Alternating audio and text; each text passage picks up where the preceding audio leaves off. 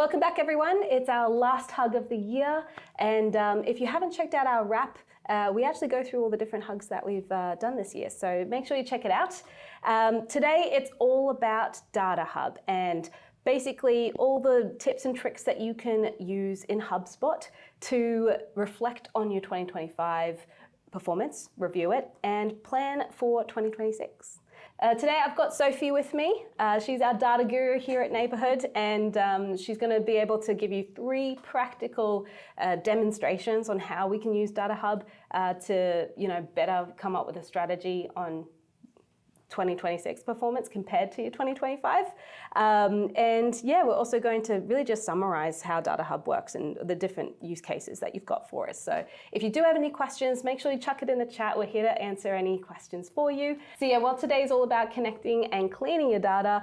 Make sure you also register for January because we're going to lead into how you can do your attribution reporting properly to prove your ROI for your next budgets. So yes, make sure you do tune in for that one because it's going to marry out really well with today's hug and really help you plan your strategy for 2026. So yeah, Sophie, let's get into it for today. Data Hub, what is it? How does it work? And how can we use it to review 2025? So I think some people watching this might know Data Hub by its old name for starters, which was Operations Hub. If you're not already aware of that, they changed the name, I think in about September, around the time the inbound happened. And at the same time, they brought out a whole bunch of new features in Data Hub. We're going to be focusing on the ones that sort of relate to Datastudio, previously known also by another name called datasets. And they've made a few enhancements to datasets to allow you to sort of process that data a bit more, allows you to connect a few other sources, and also allows you to do more once you've got that data in there within HubSpot and inside HubSpot. So things like reporting, workflows, segments/lists. So there's a lot that you can do with datasets. I think it can be pretty overwhelming to have a look at. So we're going to be keeping this mostly, hopefully, pretty practical. We're going to be showing a couple of real examples of how you can actually use this to kind of, look at your data, process things, and then finish with a few practical tips and kind of best practice on how to use that and some advice on how to make sure that you're getting the most out of that as well. But yeah, so getting into it, for all of the people that aren't necessarily like data gurus, how would we best use Data Hub? Like, what's the simplest way to understand what Data Hub is and how it really works in HubSpot? Yeah, so I think even if you're not maybe super clued in on the HubSpot side of things, most people are familiar with spreadsheets, right? Excel, Google Sheets, anything like that. You can basically think of Datastudio as a way of accessing and kind of creating your own spreadsheets from within HubSpot without needing to export data, without needing to sort of bring all of that out and do a whole bunch of manual cleaning. So there's a few ways that you can do that. There's a whole bunch of systems. We'll talk about a few examples that you can connect. But basically, from within HubSpot, it's going to let you kind of connect different data points, do some calculations, do some formatting, and do that all in an interface that is mostly similar to the spreadsheets that you might already be familiar with. In terms of when I would use it or why I would use it, I suppose, it's particularly useful for a couple of reasons. The first is HubSpot holds a lot of data, right? But it's not always data that talks to each other. So if you've got different data points, whether that's different objects or whatever it is really, that don't naturally talk to each other and there's not a better way to already connect them, then Datastudio will allow you to connect data in a few different and kind of fancier ways. So the example we'll be running through shortly, we'll be looking at how you can connect feedback surveys with deals, which isn't something that's really easy to do kind of straight out the gate, but you can basically automate that from within Datastudio, and then you're able to report on feedback responses per deal or say per deal owner and a few different things like that. The other thing that we're going to be looking at is bringing in external data, which, I mean, you obviously can already import. I think a lot of people are already familiar with the import tool. But that's so manual. It is manual. And I think as well, it's a bit, I suppose, like more static. So you're able to connect, if you're importing like contact data, for instance, you can connect to contacts based on like email addresses or other unique identifiers, and then you can update properties. But that's sort of the limit.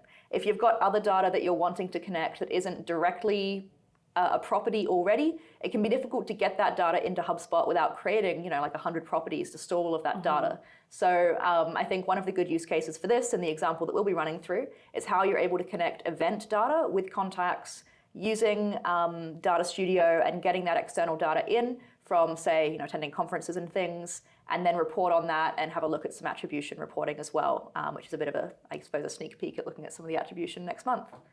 But those are the two kind of examples we'll be running through. We're also going to have a look at one of the other big changes in Datastudio recently, which is the ability to auto-sync from external platforms. That one's pretty huge, I think. Yeah, big game changer. Massive. And it allows you to do things like connect to Excel, which wasn't really very easy to do previously, as well as like a massive list of different systems, and we'll run through a couple of examples of that as well. Yeah, like you're saying, it auto syncs too. So instead of your manual import, which is just one static view at that one time, it could actually be connect it, set it up properly, and then it'll just continue to sync up. Exactly, yeah, it'll just keep processing at kind of a set intervals. So you're not having to go in and re-import, you're not having to build a whole custom integration to connect these two platforms or connect your spreadsheets to HubSpot. So I think that really kind of cuts down probably on the number of silos that you would have, right, for your data, because if it's going to be difficult to connect your data to HubSpot, a lot of the time you're just not going to have the time to do it. You're not going to have the resources to do it either. If you can set it up just the one time, especially kind of at the end of the year or beginning of the year when you might be able to spend a bit more time on this kind of thing, I think that will let you then basically just leave that running the rest of the year. You don't have to go in and edit it too much, and you've got that data flowing in. So it's hopefully pretty close to kind of set and forget, depending on how good the data is that you've got coming in. Awesome, thank you. Well, I don't know about you guys, but I think this is going to be game changers for reviewing things, because I used to do this very manually. So getting into it, let's go straight into how we can set this up in Data Hub. Sophie, did you want to run through one of our first use cases? Yeah, for sure. So I'm going to start with the example I mentioned, looking at event data and how you can try and get that into HubSpot a little bit easier. In this example, I think this would be kind of best suited to maybe a business that goes to a lot of conferences or just other events. Maybe you do sort of tours around the country and visit different customers or things during the year, and you're wanting a better way to track that in HubSpot. Now, we do have marketing events in HubSpot, which you can use if you're doing like webinars or any digital things. It can be a little trickier to use these if they're in-person events, whether that's ones that you're running or ones that you're attending as a vendor. So at the moment, really the best way of doing that, if you can't connect through marketing events, is having a property on the contact and updating that property, ticking a box to say they attended event 1, they attended event 2. But if you've done that in the past, and I know that I have, it can become pretty frustrating to have to manage that ongoing. You've got to update that property, you've got to update any lists that you've got, and then you can't always just directly import there either, because you don't want to overwrite that field. You don't want to replace previous event data with your new event data. Yeah, it gets messy real quick. Very fast. And then you end up with sort of event 1 2025, event 1 2024, and it's just a massive list that's really hard to report on. Yep. Instead, we're going to have a look at how you can use Datastudio. So if you've never been into Datastudio before, you're not sure where this lives, you would go on the left-hand menu to Data Management and then Datastudio. At the moment, it's got this beta tag. Probably won't always have that, but that's where you'd go to start with. And then that will take you to this home page. I've actually set up a couple of examples already, but if this is the first time that you're looking in here, have a look around. There's a few example use cases, a few things to look at here. But once you're ready, you would jump into datasets. I've already set up a couple of datasets for the examples that we will be running through, but if you're starting from scratch, you would go in here and click Create Dataset or Connect External Data Source, whichever makes more sense for you. We're going to jump into my example event dataset, and what you're about to see is basically just a spreadsheet that I have imported. This spreadsheet had a whole bunch of data on it, basically a list of a whole bunch of names, very creatively named, name 1, etc., as well as what event they attended, the contact's email address, and then the date of the event. And for your purposes, if you were sort of following along or trying to recreate this, you could have a separate spreadsheet for every event that you've attended. I know particularly if you've been a vendor at an event, you will just get kind of a spreadsheet file from the organizers of the attendees often after the event has taken place. So you could add these in as data sources individually if you wanted to. Otherwise, the one data set? Yeah, you can add multiple data sources into the one set. Otherwise, what I've done here, and equally just is a bit easier to do because you're only setting up one source, is chuck all of that into the one spreadsheet. So you can have multiple rows with the same contact on it. If the same contact attended multiple events, that won't cause any issues. And it just becomes a bit easier to upload and to manage that. So really the fields here that are important are having email address in particular, and then the name of the event. And the date of the event can be helpful for reporting, but if you don't have that, either, I suppose, add that in, or you can skip that, I suppose. From there, you're going to want to add a couple of secondary sources. So I've already added contacts in here, and if I click in, this is the same view that you would get if you were adding this as a new source for the first time. The important thing here is that we're basically deciding how HubSpot should connect these two data points. So the event data that we've imported and contacts, what do these two have in common? And in this case, the thing that these two have in common is the event data has an email address, and ideally, we've got a contact in HubSpot that matches that email address. What if you don't? In that case, there's a couple of options, really depending on what you wanted to report on. One option would be importing that data originally, so just the email addresses and names, for instance, you could do that ahead of time. Otherwise, if you don't want to report on the contacts that aren't in HubSpot, you could tick this button that says exclude rows with no matches, and that will mean that HubSpot will show all of the data sets from, or all of the data points from your set, but only the matching contacts, or only the matching rows, yeah. Okay, but what if you wanted to, like, you have contact data in there that doesn't exist in HubSpot?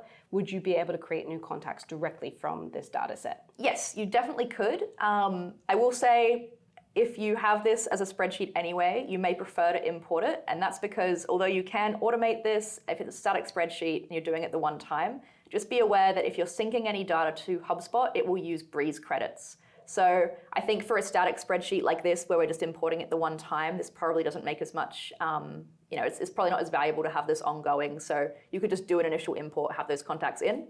If this avoids double handling then, really. It does, but I think especially if you've got like a spreadsheet that you're syncing ongoing, like you've got that Google Sheets connection or that Excel connection, you're not going to want to import that every time. That's crazy. So in that instance, definitely would recommend setting up the CRM sync. This will allow you to create new records or update records based on the data that's in your data set. So in this instance, we're going to update contacts, and you can choose whether we're creating contacts, updating contacts, or creating and updating contacts. So if we had contacts, saying the word contact a lot, if we had email addresses in this list that were not already in HubSpot, they were brand new to us, we could choose to create an update or just create, and then choose how often. So this is, again, why I think this really is tailored more towards like ongoing information that is being maintained and updated frequently. But you can choose how often it should be synced, and then you can choose what fields should connect to which contact fields. So again, this would be the email field connecting to email,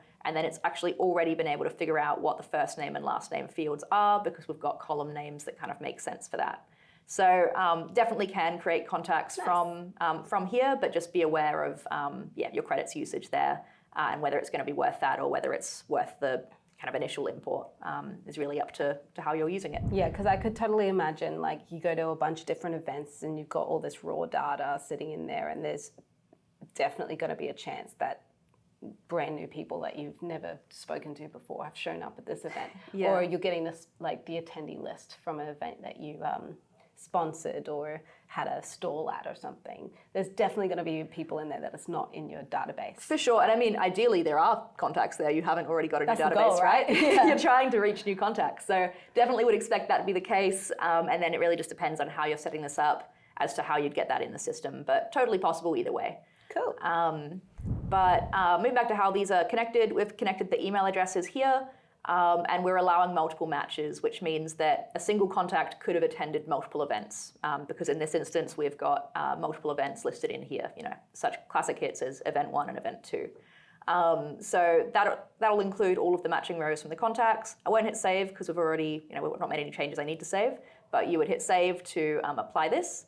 Mm-hmm. And then for our purposes, I think what would be helpful to report on, and I think what a lot of people would find helpful, is being able to report on not just the contacts who attended these events, but also looking at whether a deal was created and how soon after that event the deal was created. So what we've done is also added deals as a data source here. And this one's actually a bit easier. You're not having to connect directly to the events data that we've got. Instead, the deals are connecting to the contacts association. So it's basically looking at, of the contacts who attended one of these events, show all of the deals for those contacts. So you're just using associations rather than using like a property or anything like that.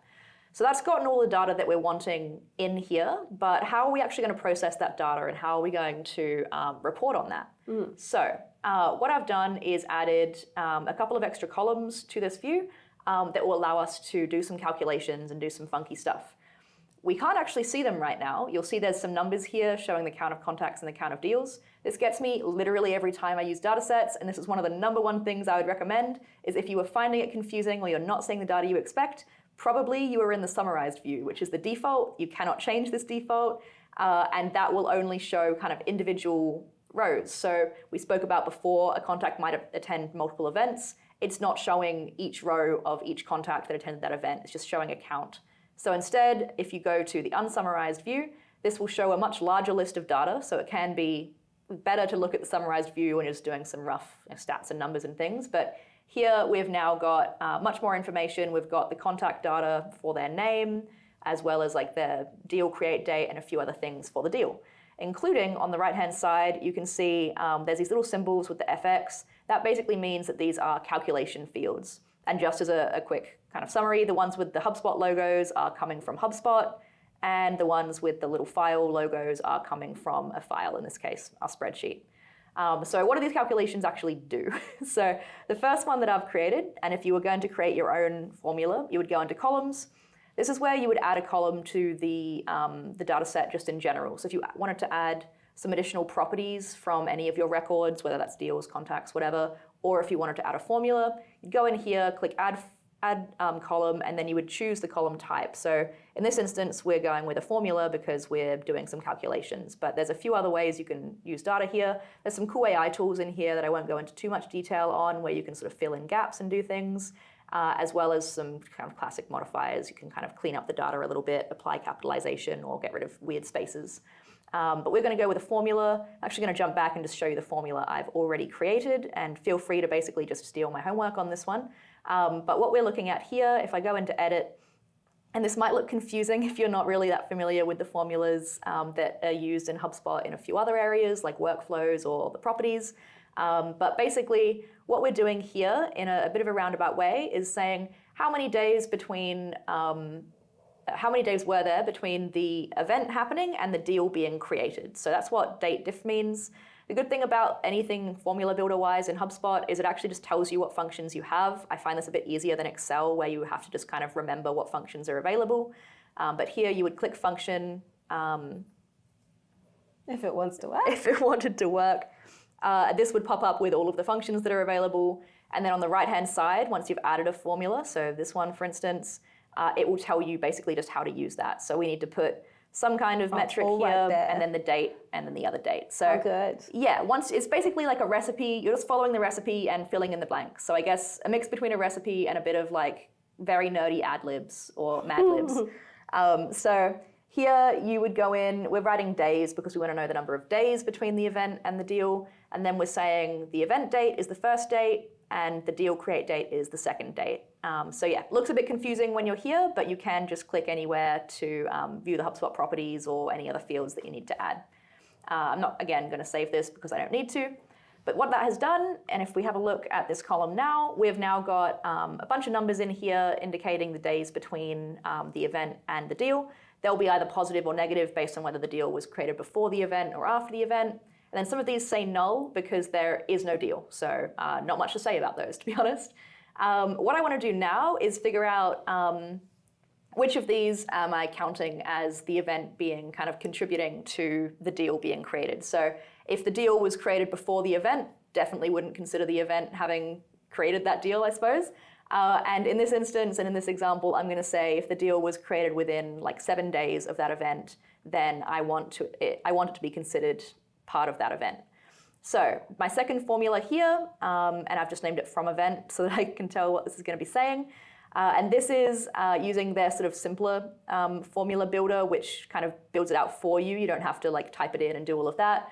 And here we're just saying if the number of days between event and deal create is equal to or less than 7, and the same thing is greater than 0, so that it's between 0 and 7 days, then I want it to return this text. I want to say that it's from the event, and you can see this one saying from event, and if we scroll over here, that's because the days between those two things is 3.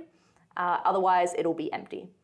So that's really the main two formulas that I'm going to be showing you with this example. What I've done with that is set up a report. So if I go to click here, it'll show me actually what reports and things I actually am using this data set in, which can be helpful. Quick question though. So like we've set up this data set now, and I can already see some value with this where like you have data that doesn't need to be always in HubSpot all the time, but you've got a question to ask to try and get a clear answer on 2025 performance. And you know that this data over here and this data in HubSpot, if you can connect the dots, it should be able to answer it for you, right? Yeah. But either it doesn't have an app, it doesn't need to be auto-synced. Datasets is the way to go here, right? Yeah. But like, so now you've got this data set set up, like, even though we have the report ready, like what would someone new to datasets do to then create the report? Yeah. Yeah, so you can actually do it straight from this screen. If you jump into the top right here, it'll say use in. You can then basically jump straight into a report. It's blanked out the workflow or segment options. Segments is lists, if you're not already familiar with the change there. That's because it has to have a HubSpot source as a primary data source to work in either of those. But otherwise, you would just click report, and that takes you straight into the report builder, and then you literally just use it as normal. So it'll have extra fields to choose from for filtering and presenting based on the data set, right? Yeah, it'll pull just the data set fields. That's actually something probably good to be aware of is unlike a normal report, where if you add contacts as a source in a report, you get access to all of the contact properties. That isn't the case with data sets. You actually have to add each one to the data set deliberately. So you would have to choose that you wanted the advisor email to be added to that report in order for it to appear there or to appear in this data set. So that's really the only main difference. And that can actually be pretty good, especially if you're sort of setting up this data set for a team who will then be going and using it to build their own reports. You can kind of choose a smaller subset of your data rather than all, 1,500 properties that we have access to. They're only ever going to need to report on like these 20 fields or something like that. You can also rename them so that it's clear to the team what they will be reporting on, which I think can also be quite helpful, especially if they may be familiar with the report builder itself, but not as familiar with how that data talks and how to get the data they want. But they know how to visualize it once they have the right fields. But once you've got that data set set up and you've got the right columns and things in here, it is as simple as just using the normal report builder. If you need to jump back in and add new fields, you can do that. Just go in the same way and click add column, and then those will be added to the report and can be used. Okay, cool. Yeah, so if I jump into this report here, and actually I'll go into the customize menu so that we can see what filters and things are available. It is just the regular, or I suppose the normal kind of custom report builder where you've got the fields that are available to you on the left-hand side here, and you drag them in to view them. So in this instance, I've set up this report just to show a bit of data around which events had a deal created within that 7-day period, so that you can see, I suppose, return on investment kind of things here. So we've got 29% of this event, 29% of the attendees from this event resulted in a deal, whereas only kind of 20% for this one. You can see that kind of statistic here. Or if we switch over from percents to this just normal stacking, you can see the actual numbers in terms of how many contacts were there that were in our portal or have been added to our portal, and how many had deals, and you can compare directly there. So this is just going to help with if you're trying to figure out which events to attend. Maybe like event 4 was really expensive, but then it barely had any contacts. So you're going to want to maybe consider whether that's worth attending this year. Or if we have a look at event 8, like no deals have been created from this one, so potentially isn't going to be as valuable. And depending on what data you've added in that data set, you could go further from here and have a look at whether these deals had closed or not. You could have a look at whether that close date was close to the event, and a few different things. That's all possible. in a way that wasn't really very easy to do before. You could report on kind of contacts that had attended an event if you were using a property, but not in this way and not with the date filtering and formulas that we set up here. Yeah, so I think this will be a big use case for datasets or Datastudio. It's definitely the first thing that I thought of, having done a lot of event reporting in the past. But I also have another and completely different example that I can run people through. Do share. So my second example, I've also already set the data set up for. But in this instance, I'm looking at probably the opposite side of the customer journey rather than where they're coming from. And I'm going to be looking at how we can connect feedback surveys in HubSpot with deal data. These are both HubSpot objects, but traditionally it has been very difficult to connect feedback surveys to anything other than the contact themselves. Yeah, because it's like for NPS kind of scoring, so... Yeah, and it makes sense, obviously, to be connected to the contact, but I think there's some use cases where you would want to see more specifically which exact deal that feedback is for.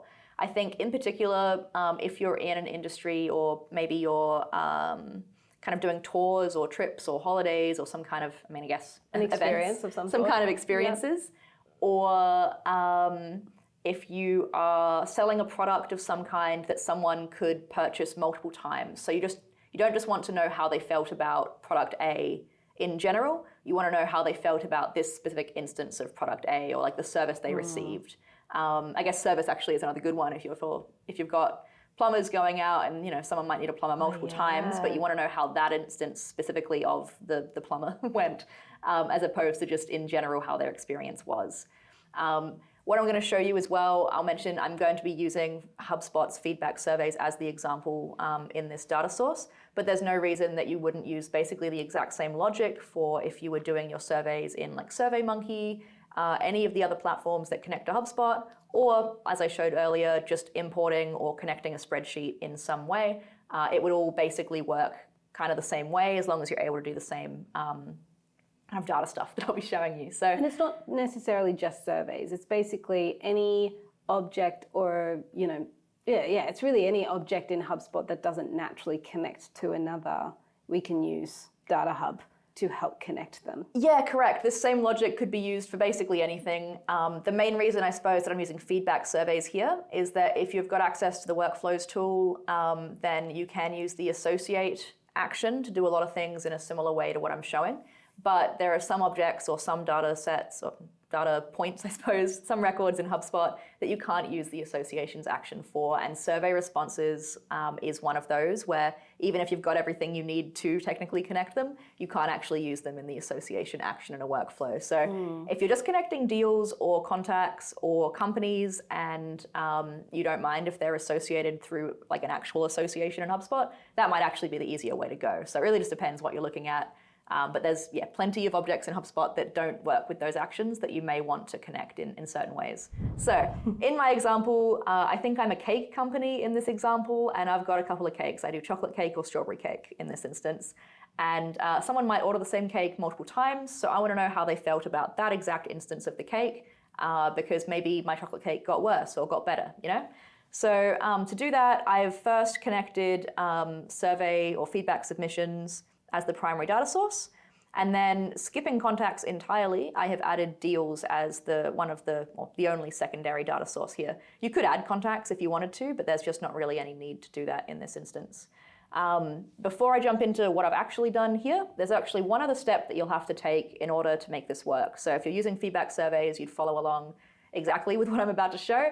If you're using another object or another thing from outside of HubSpot, you would do this in whatever spreadsheet you're using, or ideally whatever platform you're using, before you push that into HubSpot so that you can then connect the two. But basically what we need to do is create some form of unique identifier so that we know which feedback response to connect to which deal. So to do that, I've created a workflow. That's a sneak peek of another thing. I've created this workflow here. Anytime a feedback survey or a survey response comes through, it will update a property that I've created called survey deal name for Hug. And what that does is it adds a couple of properties from the survey response. The first is the email of the contact, the second is the icing flavor, and the third is the order date. And just for ease of separating those, I've added some dots in between. So that's all you'll need to do, and then you would just enroll all of your surveys. this will create what is functionally a unique identifier, unless, and it seems unlikely in my example, that someone would order the same cake on the same day and not just have it be 2 of that cake in the one deal. So I don't think that's going to be a concern here. You could use other properties, but basically you're just trying to figure out what makes this unique and how will you tell which deal it needs to connect to. So this would be sort of your product or your course or your trip. This would be something that indicates the time that it's happened. And then in addition to this workflow, which is for the feedback survey, you want to set up the exact same thing on the deal. So you want to use the same properties. You want to take the contact email, in this case, the icing flavor and the order date, and connect those two. Or connect those to each other in the one property and save that to the deal. And then if we jump back to this data set, if we have a look at my feedback response or survey deal name property, this has been set up to have the email address and then the name of the icing or the flavor of the icing. And then this string of numbers is actually the date. You'll find HubSpot in some instances will use this string. It's basically if you convert a date into a number, this is how it appears. You don't have to be able to read it as a date, you just have to know that that is a date and that it's unique to that date. So we've got this on the survey response level. And once again, I've sort of fallen into the trap of viewing the summarized view. But if we go to the unsummarized view, we'll now be able to see the deal data as well. And what I've done, and I can show you actually in the deal settings, is we're using the survey deal name field that's set in that workflow for feedback submissions as the primary kind of matching field with the same property that is being set in the same kind of equivalent workflow for the deal. So ideally these two should be the same. It's the same contact, same icing, same date, and should be unique to each deal.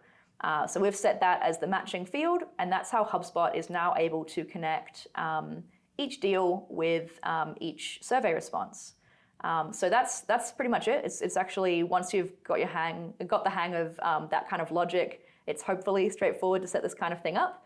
And it means that you can report on some of these data points in ways that wasn't really possible before. So in this example, I might want to have a look at how feedback has changed over time. Maybe I want to see if my chocolate cake has gotten better or gotten worse, in which case I'll be able to do that in a report. Or I want to see if feedback is different depending on the product that they're reviewing or based on whoever made the product. So maybe one baker really sucks at one of the cakes and the other one doesn't. So or maybe you notice it like a seasonal thing, like this particular flavor ends up being really popular at this time of year. Exactly. So you can make it more of a promotional product at that point instead.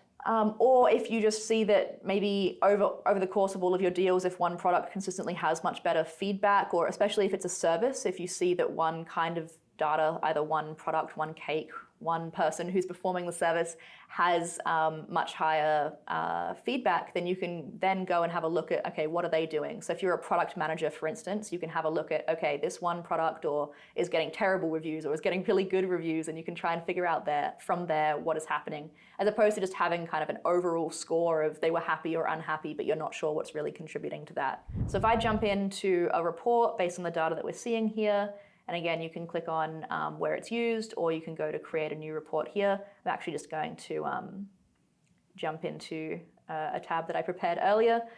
So here I'm looking at that same data set, and I'm looking at the feedback responses month on month, as well as the average response per flavor. And then I'm also breaking that down.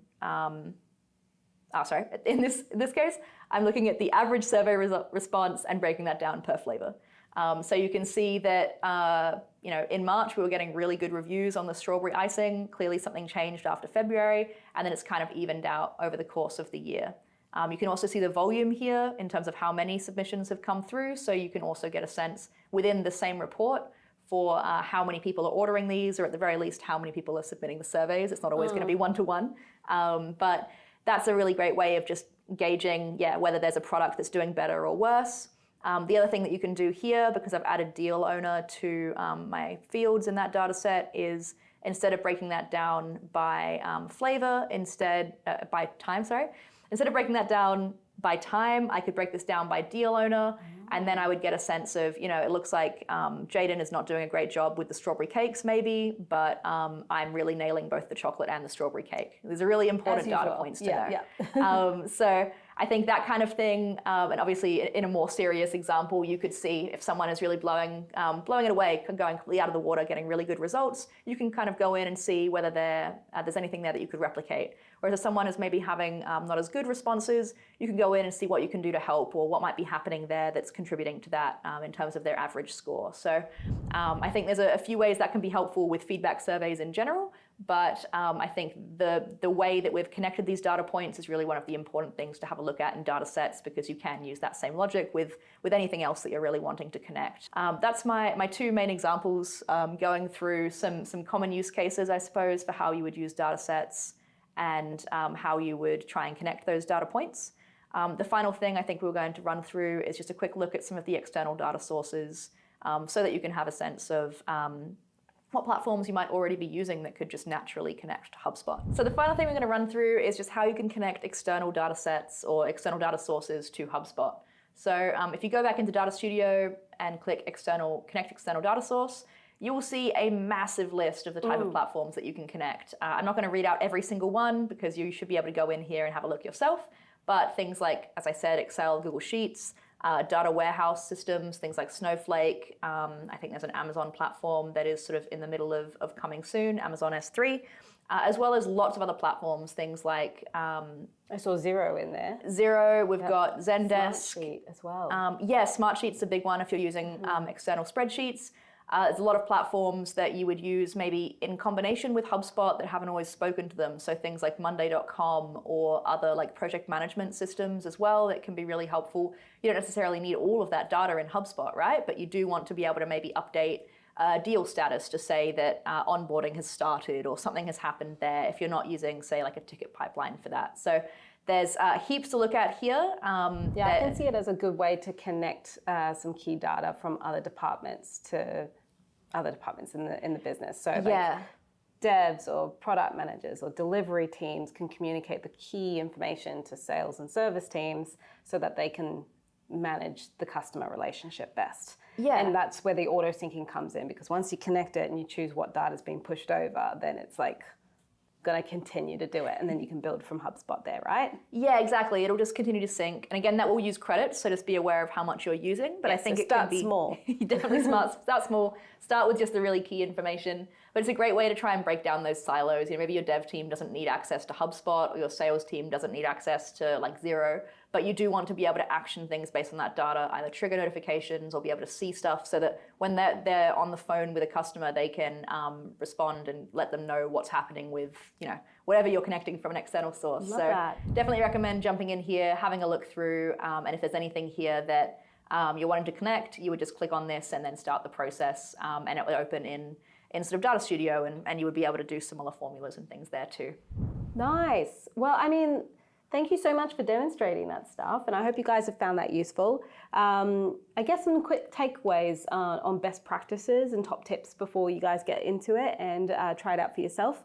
From what I saw there, it's pretty clear. Start simple. Make sure you have a clear question you want answered, because that's going to help you figure out how to build these data sets and what to connect in. I would also say, watch your credit usage. So start simple and build from there. What else would you recommend? If you're already using spreadsheets in another platform, like you've got a Google Sheet where you're exporting data from HubSpot, a good starting point can just be to try and replicate that in HubSpot as a first port of call. And then you kind of already know what that data should look like if you're doing any transformations, like any formulas and things. So that can be an easy way to get started. Otherwise, I really would just be thinking about maybe how you're wanting to report on that data, or how I guess like you want to be able to see that or transform that data. And just as with really any of the tools in HubSpot, it's not going to hurt to jump in and have a play around. Unless you switch on something that specifically says it uses credits, there's no reason you couldn't just jump in, start playing around with Datastudio, start playing around with formulas. If it doesn't work out or it doesn't go well, then you could just kind of delete that one and start again. And you've got some learnings from that. So I think really just getting stuck in with the tools is the best way to learn any of this. Yeah, I think that's it for today. Thank you so much again, Sophie, for walking us through Data Hub. I definitely do fall into those traps when I get into it. But if you guys do have any more questions about how to use this to review 2025, make sure you're chatting in the conversation on the side here, or feel free to reach out or check out any of our links below. And before we wrap this up as well, make sure you register for January's Hug, because we're going to tie in how you can use these data sets as well to look at your attribution reporting and figure out your ROI and your budgets for next year as well, which will be really important. But yeah, other than that, I hope you guys have a happy holidays, Merry Christmas, and we'll see you next year.